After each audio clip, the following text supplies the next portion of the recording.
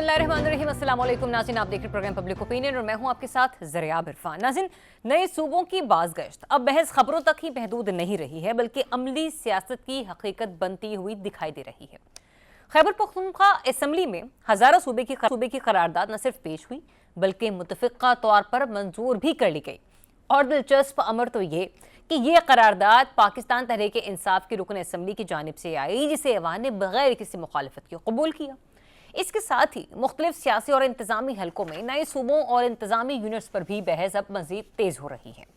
सवाल यह है कि क्या बाकी सूबे भी केपी की पैरवी करेंगे, खासतौर पर जब हुकूमती शख्सियात खुद एतराफ़ कर रही हैं कि 25 करोड़ आबादी को मौजूदा इंतजामी ढांचे के साथ संभालना अब मुमकिन नहीं रहा। इसी दौरान ये खबरें भी गर्दिश में हैं कि खैबर पख्तूनख्वा में गवर्नर राज के नफाज का फैसला हो चुका है, जिसकी तस्दीक सेनेटर फैसल वावडा भी कर चुके हैं। अगर वाकई विफाक का ये कदम उठता है तो सवाल ये है कि इसका फ़ायदा किसको होगा। क्या पहले से ही मौशी और इंतजामी बहरान का शिकार सूबा गवर्नर राज से बेहतर होगा या मजीद अदम इस्तेकाम का सामना करेगा।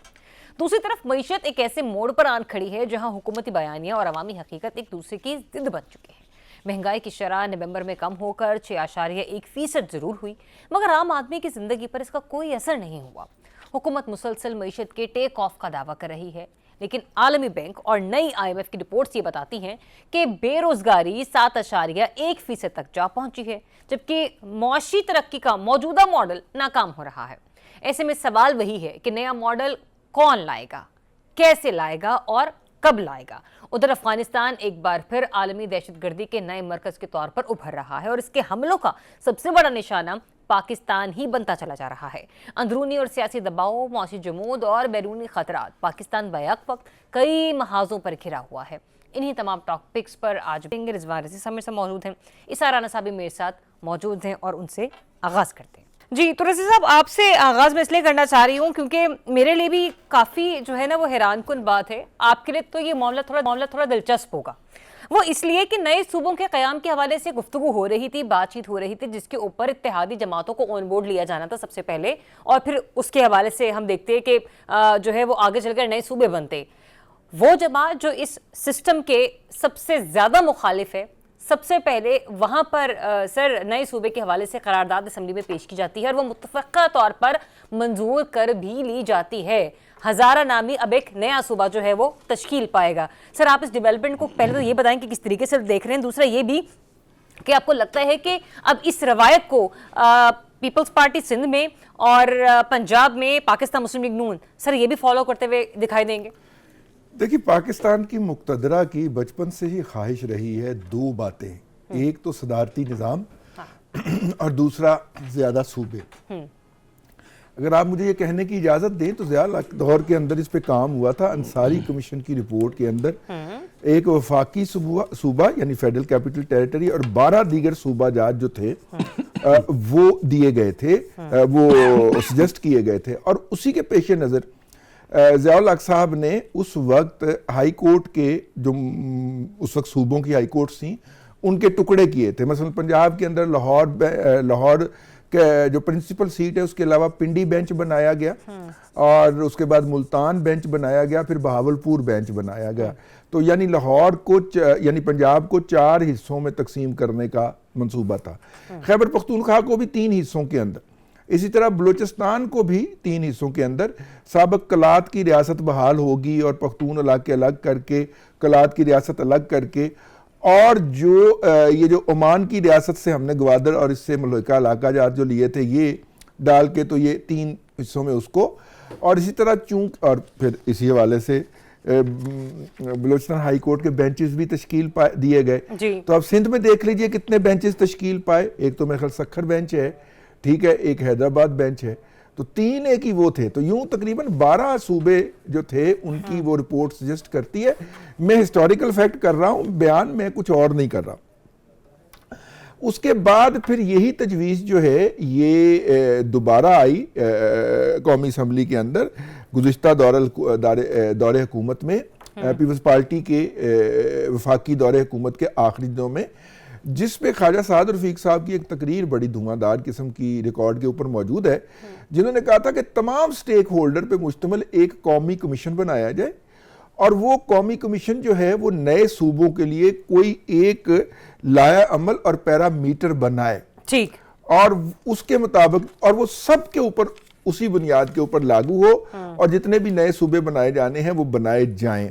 ठीक है। लेकिन एकदम ये जो आया है सामने, उबाल एकदम आप आया इसे है। मुझे ये बताइए, एक्सपेक्ट कर रहे थे आप कि एकदम रातों रात कोई क्या कहते हैं करारदाद आएगी फिर मंजूर भी हो जाएगी? नहीं, रातों रात तो नहीं, लेकिन ये जिस तरह से कुछ लोगों को फाइलें दी गई, कुछ तालीम फरोशों को और कुछ जमीन फरोशों को, मैंने जमीर फरोश नहीं कहा, इसार राना गलत ना समझना, मैंने जमीन फरोश कहा। और मैं आपकी बात का हवाला इसलिए देना चाह रही हूँ रजी साहब, आप जिन तालीम फरोशों जमीन फरोशों के हवाले से बात करें सर, उन्होंने कोई स्टेटमेंट जाके केपी वाली साइड पर तो अभी तक नहीं दी। हाँ, वो सिर्फ पंजाब में ही घूमते फिर रहे, लेकिन वो उनको कोई और असाइनमेंट, मेरा मतलब है उनकी कोई और असाइनमेंट थी, वो करते हुए पाए जा रहे। ठीक।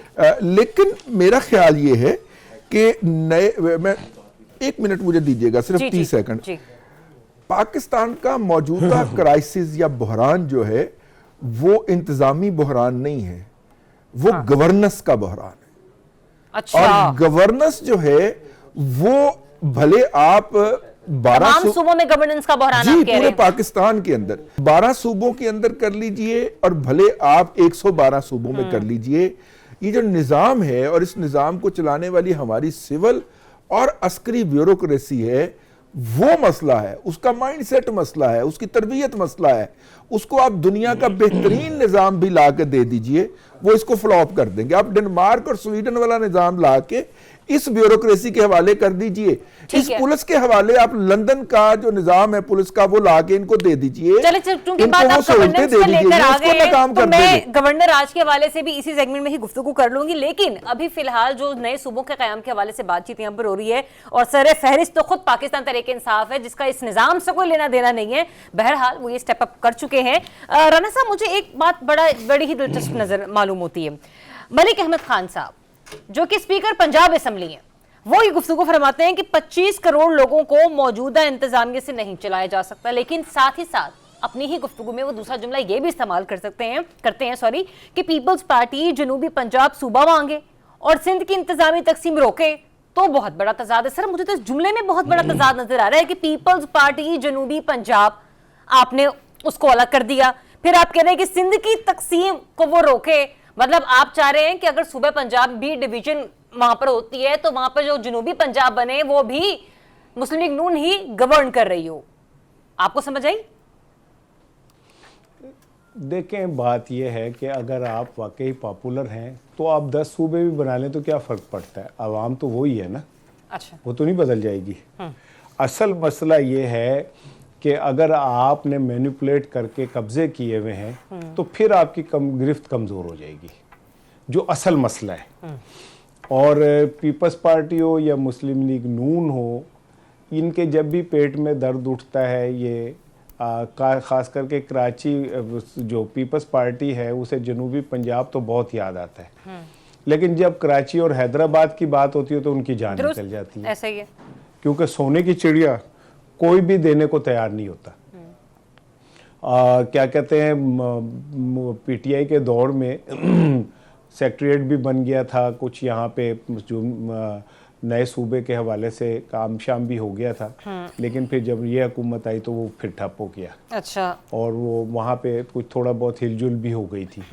तो मेरा ख्याल ये है कि इन सूबों को छोटा रखने में, मतलब इसी तरह रखने में ही इन लोगों की सर्वाइवल है। दूसरी बात ये है कि ये जो सूबों की बात है तो पीटीआई ने तो फिर एक गोल कर दिया और उन्होंने कहा कि जी अभी आप डिस्कशन कर रहे हैं, अभी आप सोच रहे हैं, हमने ऐलान भी कर दिया, मुतफिका करारदाद भी मंजूर कर दी, हुण तुसी मैदान ही चाहो ते आके करके दिखा दो।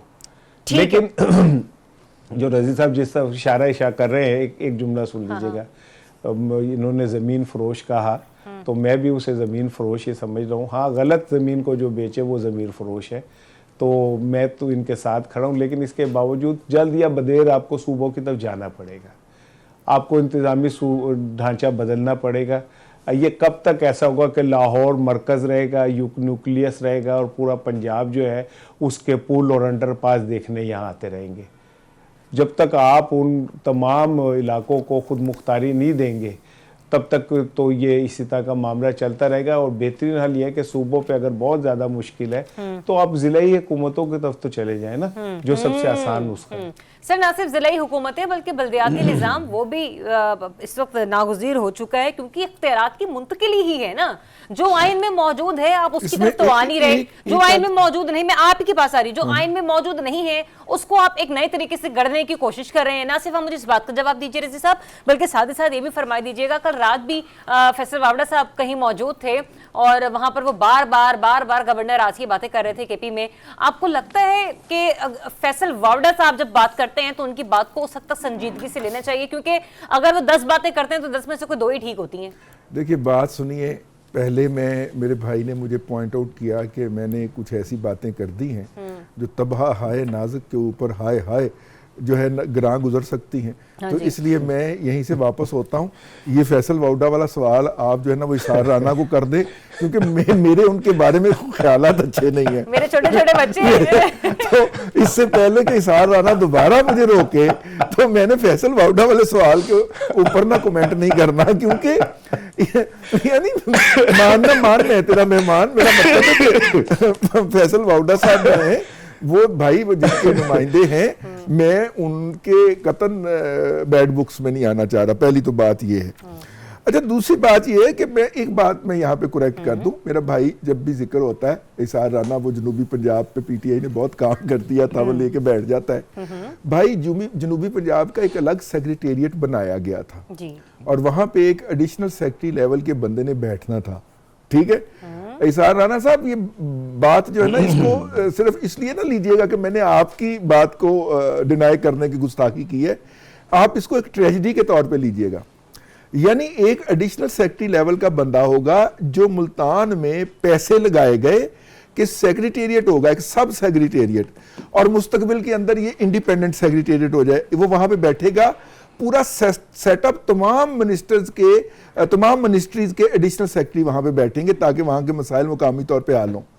कैन यू बिलीव कि उन तमाम ने एक एक करके ये अपनी दोबारा पोस्टिंग लाहौर में ले ली, ये कहकर कि देखिए अब तो डिजिटल माहौल है, हम वहां से काम कर सकते हैं। वो सारे के सारे एडिशनल सेक्रेटरी साहब तक वापस आ गए, सेक्रेटेरिएट वहां पे भाएं भाएं कर रहा है।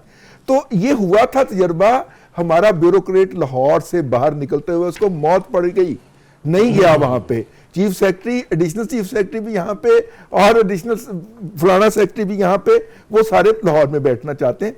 तो यस, ये सेक्रेटेरिएट बना, वहां पे लोगों को भिजवाया गया और वो अगले 6 माह के अंदर सारे के सारे सिविल सेक्रेटेरिएट लाहौर के अंदर वापस आ चुके थे।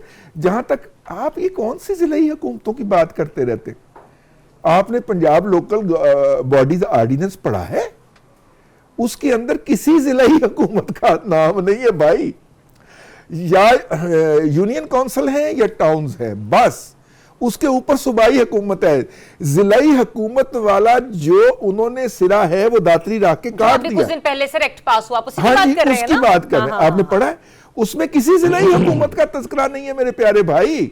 तो इसलिए पहले तो हम ये मुतालबा करें कि वो जो जिलाई हुकूमतें थी उनको बहाल किया जाए और फिर उनको इख्तियारात दिए जाए, माली इख्तियारात भी और इंतजामी इख्तियारात भी, ताकि लोगों के मसाइल उनके डोर स्टेप के ऊपर हल हो। हमें ये बात नहीं भूलनी चाहिए कि पाकिस्तान की पूरी लाइफ के अंदर सिर्फ एक निजाम ने डिलीवर किया है लोकल बॉडीज के फ्रंट के ऊपर, और बड़ी कामयाबी से डिलीवर किया है। वो वाला लोकल बॉडीज का निजाम था जो चले मुझे एक बात का सिर्फ मुख्तसर सा जवाब दे दीजिए रजी साहब, तमहीद नहीं सिर्फ जवाब, ठीक है ना।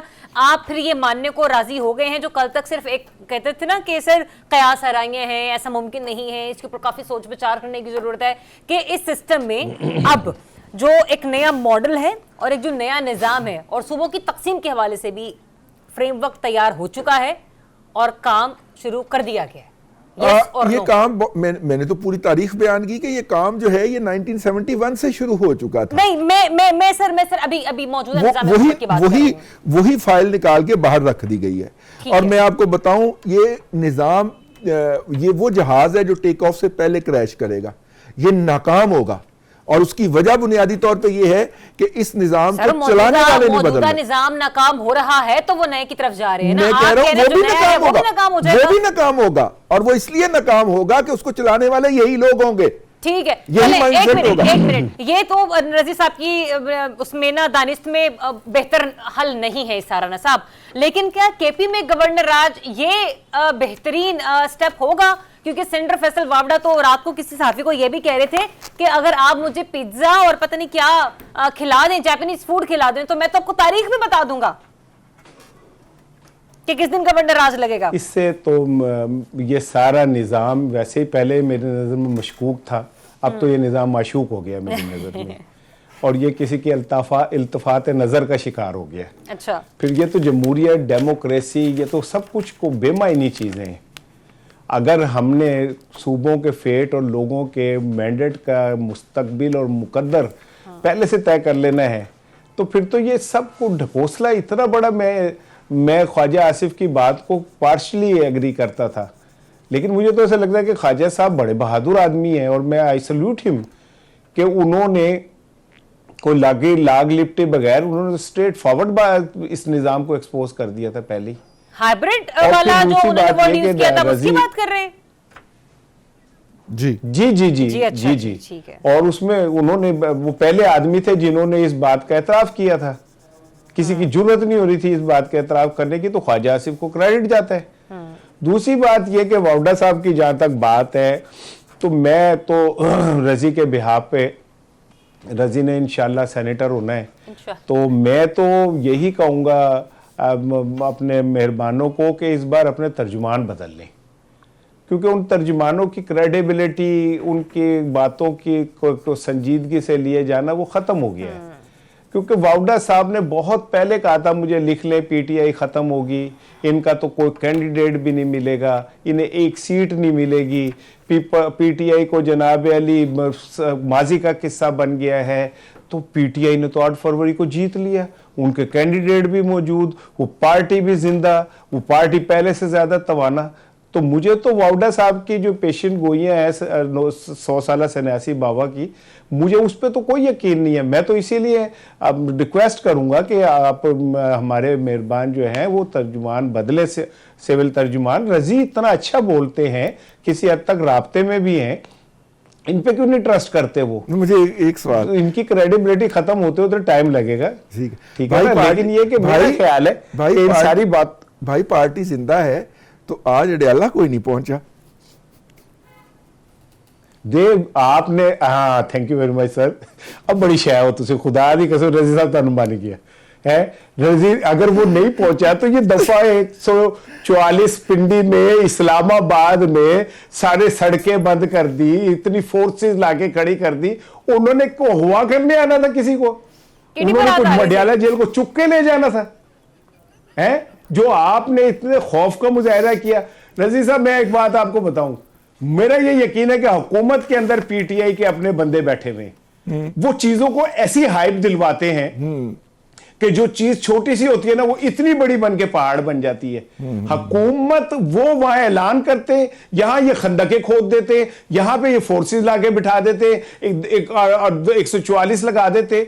भाई अगर वो पॉपुलर नहीं है तो आपको खौफ किस चीज का है?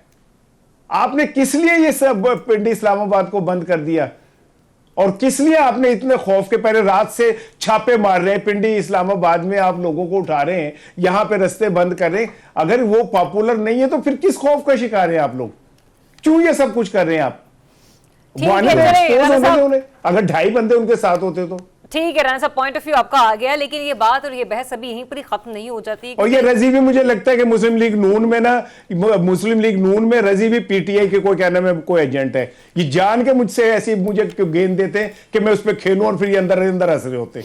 ठीक है, चले मैं एक ब्रेक लेती हूँ, जब वापस आऊंगी, क्योंकि ये बहस मैं इसलिए भी दोबारा से डिबेट का हिस्सा बनाना चाह रही हूँ, क्योंकि आईएमएफ की जो रिपोर्ट आई ना, सॉरी आलमी बैंक की जो रिपोर्ट आई, उसने कहा कि पाकिस्तान का मौशी तरक्की का मॉडल नाकाम हो रहा है।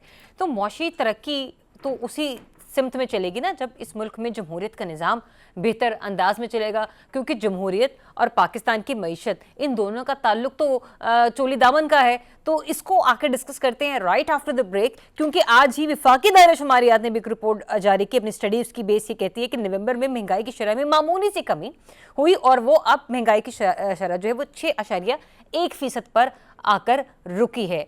ये जो स्टैट्स हैं ये क्या कह रहे हैं, इसको भी डिस्कस करते हैं after the break. Stay tuned. Welcome back नाज़रीन, जहां हम इस मौजूदा निज़ामी हुकूमत में नई तब्दीलियों के हवाले से, नए सूबों के हवाले से, नए इंतजामी यूनिट्स के हवाले से बात कर रहे हैं, ये बातें ऐसी नहीं हो रही। एक तरफ तो वो स्टेक होल्डर्स हैं जो कि चाहते हैं कि इस इंतज़ामी ढांचे में तब्दीली आए, तो दूसरी तरफ जो IMF की रिपोर्ट आती है, जो आलमी बैंक है, ये भी कुछ डिफरेंट किस्म की स्टेटमेंट जारी करता है। IMF ने तो वाज़ेह तौर पर कहा कि मईशत हर साल बदतरीन गवर्नेंस और मुनज़्ज़म करप्शन की वजह से $20 अरब खो देती है, जबकि जो आलमी बैंक की रिपोर्ट आई वो ये कहती है कि पाकिस्तान का मौशी तरक्की का मॉडल नाकाम हो रहा है। और अब ये जो मौशी तरक्की का मॉडल है ये किस हद तक कनेक्टेड है मौजूदा सेटअप के साथ, इसके ऊपर भी डिस्कशन कर लेते हैं। एक तो रज़ी साहब, जो IMF की रिपोर्ट आई सर, अभी तक उस पर किसी ने कोई एक्शन लिया ही नहीं, क्यों नहीं लिया ये भी मैं नहीं जानती, इसका सवाल भी मुझे आप दे दें।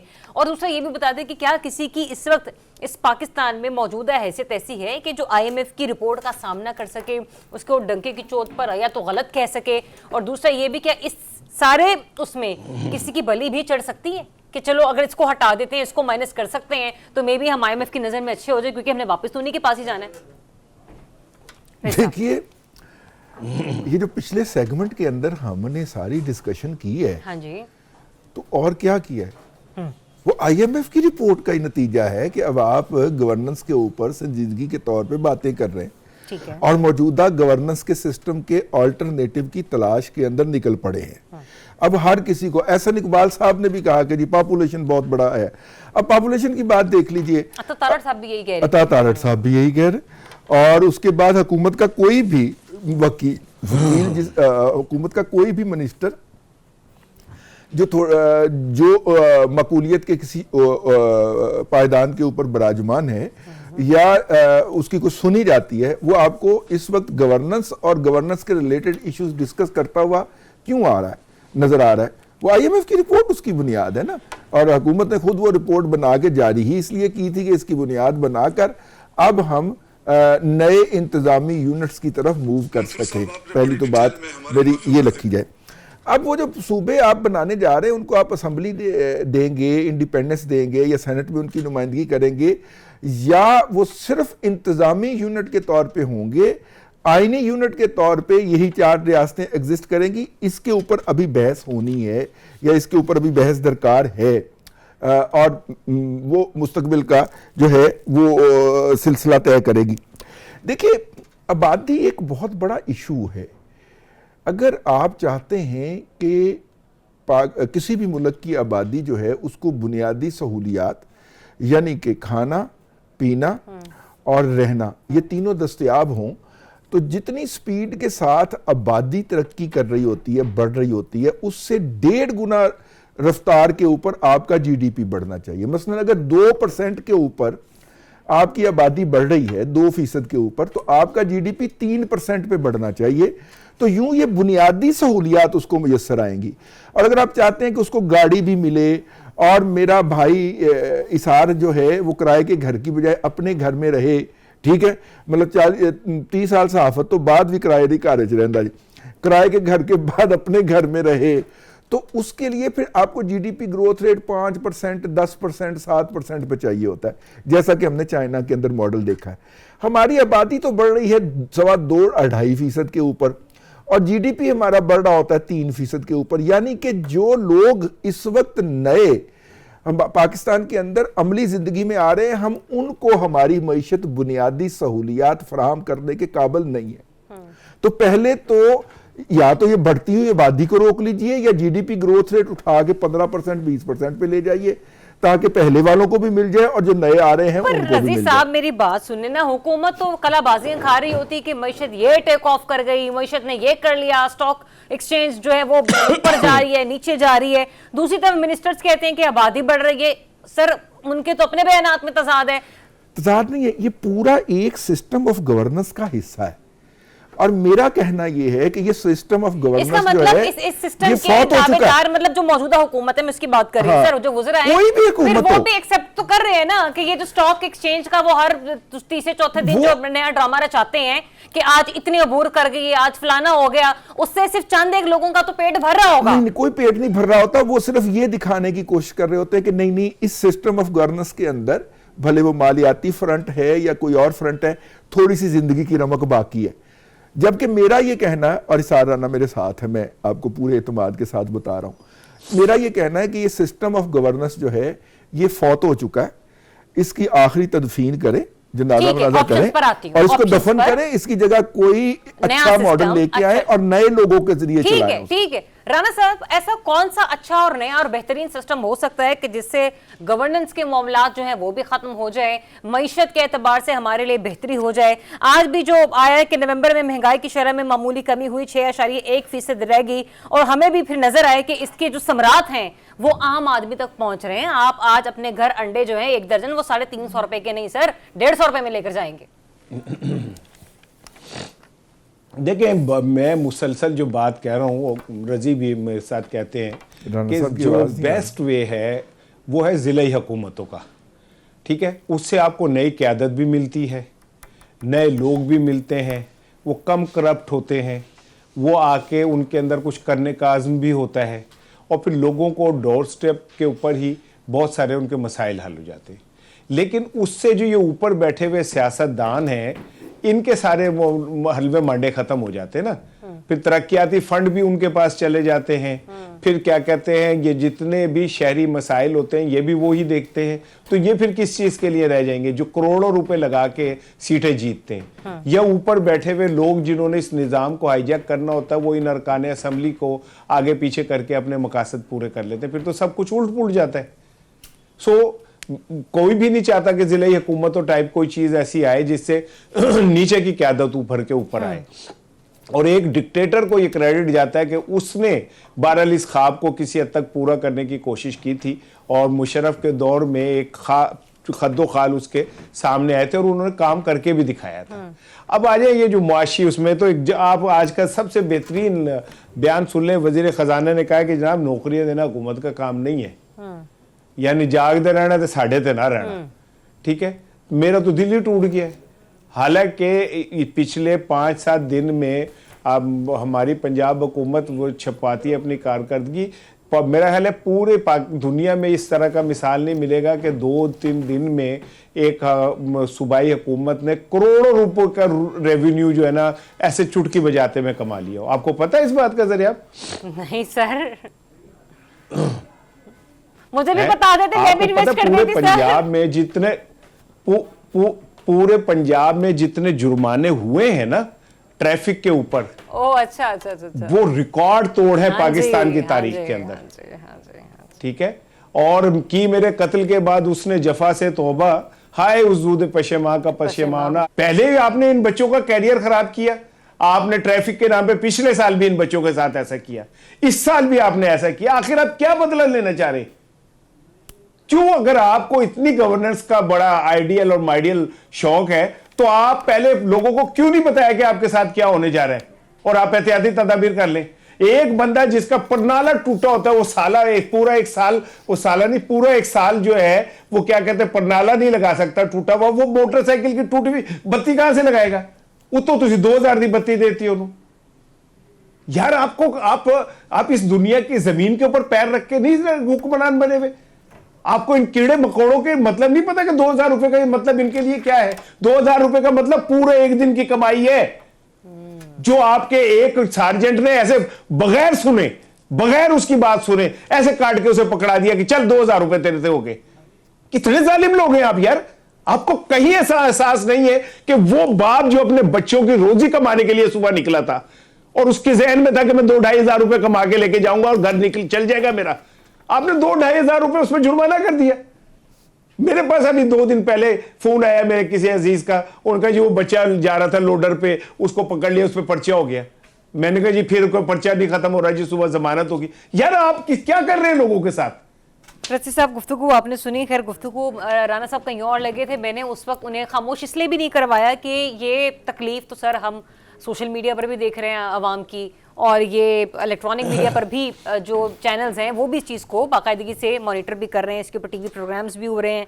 चूँकि हमारी गुफ्तगू का एक हिस्सा यूँ कह लीजिए कि रिसारा नसार ने चले आवाम को बराह रास्त उससे जोड़ दिया, लेकिन रजी साहब बात फिर वहीं पर आ जाती है कि जो एक दिन के अंदर इतना रेवेन्यू जनरेट किया जा रहा है, सर इसका इस्तेमाल कहाँ पर किया जाएगा? ठीक है ना, वो भी एक बात में आ जाता है। और फिर दूसरा ये भी कि बेरोजगारी पर कब और कैसे काबू पाया जाएगा, क्योंकि लेबर फोर्स सर्वे की जो रिपोर्ट थी वो भी यही बताती थी कि बेरोजगारी की शरह बढ़कर 7.1% हो गई है। हम ये नहीं कह रहे हैं कि आप किसी ओहदे पर रहने वाली शख्सियत को तब्दील कर दें, ऐसी प्रैक्टिसेस तो पीटीआई भी अपनी हुकूमत में करती रही है, 2 से 3 वज़ीर ख़जाना उन्होंने चेंज कर दिए, लेकिन वो मसले का हल नहीं था। सर रिफॉर्म्स की तरफ भी तो बढ़ना है ना, लेकिन रिफॉर्म्स ऐसे भी तो नहीं हो सकते कि आप एक दिन में कोई 5-5, 6-6 हज़ार जो है ना वो चालान ही काट डालें। देखिए, मौजूदा फाइनेंस मिनिस्टर जो है वफाक के, वो इसी वादे पे आए थे कि वो इन्वेस्टमेंट भी लाएंगे और रिफॉर्म्स भी करेंगे, गवर्नेंस, फाइनेंशियल गवर्नेंस में बेहतरी लाकर पैसे भी बचाएंगे। तो ये बातें तो वो करने में हो गए हैं नाकाम। अब ये जो नाकामी है, ये ज़ाहिर है ये हुकूमत की नाकामी है, या किसी न किसी के गले तो पड़नी है, या मेरा मतलब है जो भी इस तो कहती है हम सिस्टम है। हाँ। तो मैंने भी तो किसी ना किसी का लफ्ज इस्तेमाल किया है ना। एक तो आप ना अंडरलाइन करके ना, उस मैं गुजर के कमेंट करके गुजरना चाह रहा हूं, आप अंडरलाइन करके उसको अहमियत करा देती हैं, मेरे नंबर कटवा देती हैं आप, ठीक। अच्छा, अब जो मेरा मतलब किसी ना किसी के गले तो वो जिम्मेदारी पड़ेगी, ठीक है, एक बात। हाँ, दूसरी बात ये है कि हमने बेहतरी का सफर शुरू करना है, कहीं ना कहीं से तो करना है ना। माशाल्लाह अल्लाह तबारक व तआला ने एक पुरानी गाड़ी जो है वो मेरे भाई इसार राना को भी दे रखी है। इसार राना दिल पे हाथ रख के बताएं। नहीं सर, वो मेरी नहीं है, मेरे पास मेरी अपनी गाड़ी नहीं है रजी साहब। मैं अच्छा, वो भी किराए की है, घर भी किराए का, गाड़ी भी किराए की। मेरा घर जो है वो बैंक प्लेज है। अच्छा, मेरा घर बैंक प्लेज है। मैं अर्ज कर देता हूँ। अब जाहिर है कि कौन गाड़ी और मोटरसाइकिल वाला है, मोटरसाइकिल लेके निकलता है तो माँ जो है वो दुआएं मांगने बैठ जाती है। हमने इतना बुरा निज़ाम कर लिया अपना ट्रैफिक का, लोगों को ट्रैफिक की बुनियादी सहूलियात फराहम करने की बजाय हमने चिंगची को रवाज लेने दिया। आज तक उसकी लीगल स्टेटस फाइनल नहीं हो सका आपके चिंगची रिक्शे का, लेकिन वो लाखों की तादाद में चली जा रहा है। देखिए, जब हम कॉमर्स रिपोर्टिंग किया करते थे, आज से 20 साल पहले की बात है, तो उस वक्त सालाना 50,000 मोटरसाइकिल बनती और बिकती थी। आज 1 मिलियन का लेवल हम अबूर कर चुके हैं। 10 लाख मोटरसाइकिल सालाना बनती हैं और हमारी इकॉनमी के अंदर बिकती हैं, और वो 10 लाख मोटरसाइकिलों ने घूम फिर के इन्हीं सड़कों के ऊपर चलना है। और इन सड़कों के ऊपर अगर मोटरसाइकिल वाले को या गाड़ी वाले को, गाड़ियों की भी अब 2.5 लाख साल की गाड़ियां बिकती हैं पाकिस्तान के अंदर, इन गाड़ियों ने भी इन्हीं सड़कों पर चलना है। और अगर ये चलाने वालों की बुनियादी सेंस नहीं होगी तो फिर एक जज का बेटा 2 लड़कियों को शाहरा अवाने, वो क्या है जी, शाहरा कॉन्स्टिट्यूशनल एवेन्यू पे कुचल के मारेगा, शाहरा दस्तूर के ऊपर कुचल के मारेगा।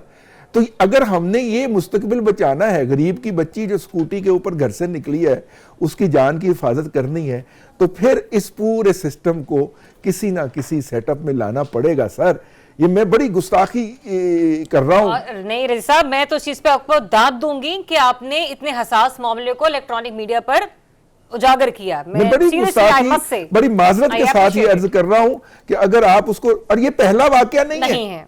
ऐसा ही है इसार राना, ये पहला वाकया नहीं है, पहले भी इसी तरह का वाकया हुआ।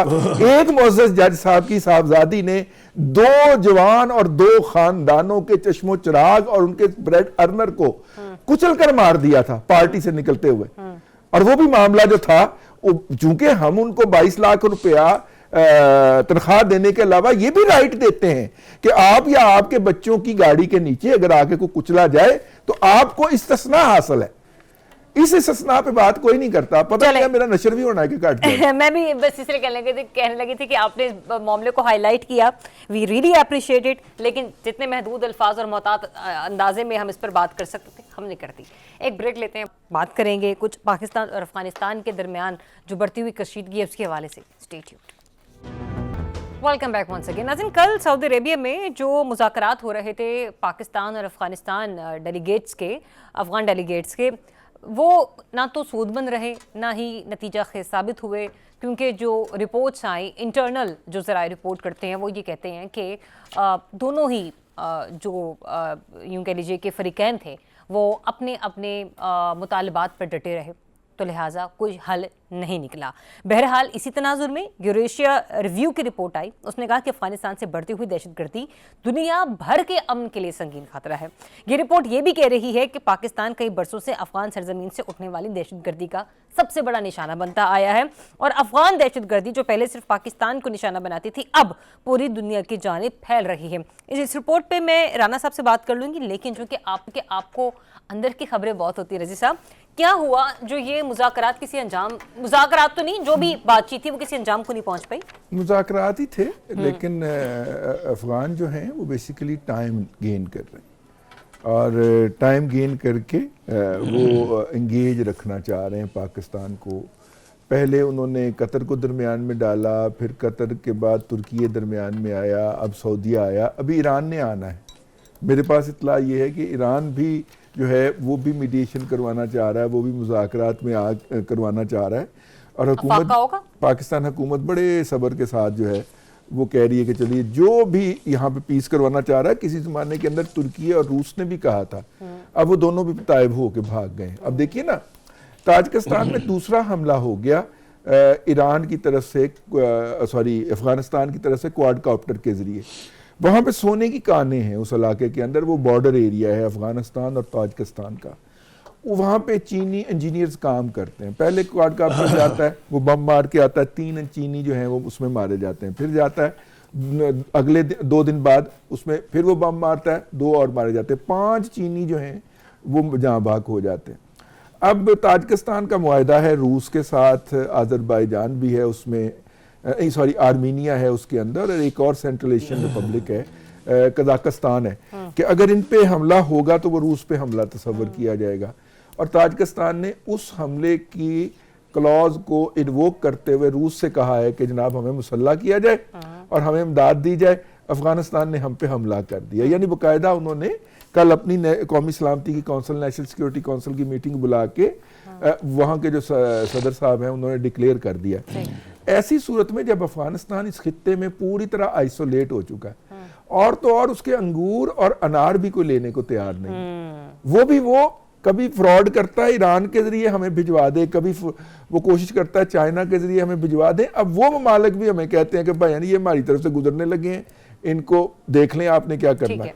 और अब देखिए उसकी आइसोलेशन है। और आखिरी बात, दवाइयाँ और खाने के आटे की बात हम कर लें, जो अक़वाम मुत्तहिदा ने भी पाकिस्तान को रिक्वेस्ट की कि वो आप जाने दिए अफगानिस्तान को। अभी तक वो सिर्फ पाकिस्तान हुकूमत उस पर गौर कर रही है। अगर वो नहीं जाता तो अगले 1 हफ्ते के अंदर वहाँ पे शदीद इंसानी बहरान अलमिया जन्म ले सकता है। ये अक़वाम मुत्तहिदा की तरफ से कहा गया है। दवाइयाँ को 3-1 माह की उनके पास पड़ी हुई होती हैं रिजर्व के अंदर, वो रिजर्व अब खत्म हो रहा है। ठीक है, चले पॉइंट आपको आगे रहना साहब, इसको मैं बड़ा ही आसान तरीके से आपसे जानना ये चाहूंगी कि जो भी रजी साहब ने भी बातें की, जिस रिपोर्ट का हवाला मैंने भी दिया, हम गुज़िश्ता कई हफ्तों से इस सिलसिले में बात भी करते हुए आ रहे हैं। सर, अगर अफगानिस्तान अपनी हर धर्मी पर यूं ही बरकरार रहा और अब कोई एक नहीं है कि जो पाकिस्तान बात करता है उसकी दहशतगर्दी के हवाले से, अब दुनिया जहान के जो गैर मुल्की जरीदे हैं और जो अमन की तंजीमें हैं, यहाँ तक कि यूनाइटेड नेशंस और दीगर यूरोपीय यूनियन भी हो, सर अब वो भी अफगानिस्तान की आलमी दहशतगर्दी के हवाले से बात करते हुए दिखाई दे रही है। तो सर किस हद तक प्रेशर बढ़ता चला जा रहा है खुद अफगानिस्तान पर भी?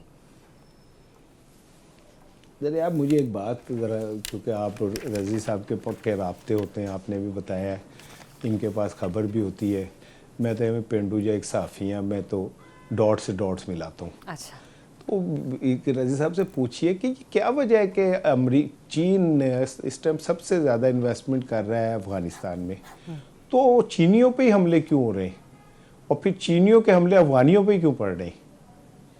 वो ताजिकिस्तान हो, कहीं पे भी हो, पाकिस्तान हो, या आखिर चीन अगर अफगानिस्तान में इतनी इन्वेस्टमेंट कर रहा है, सड़कें भी बना रहा है, एयरपोर्ट भी बना रहा है, तो चीनियों के ऊपर ये अफगानी हमला कर रहे हैं, तो कोई मुझे डाइजेस्ट नहीं हो रही चीज़, समझ नहीं आ रही कि ये क्या गेम हो रही है।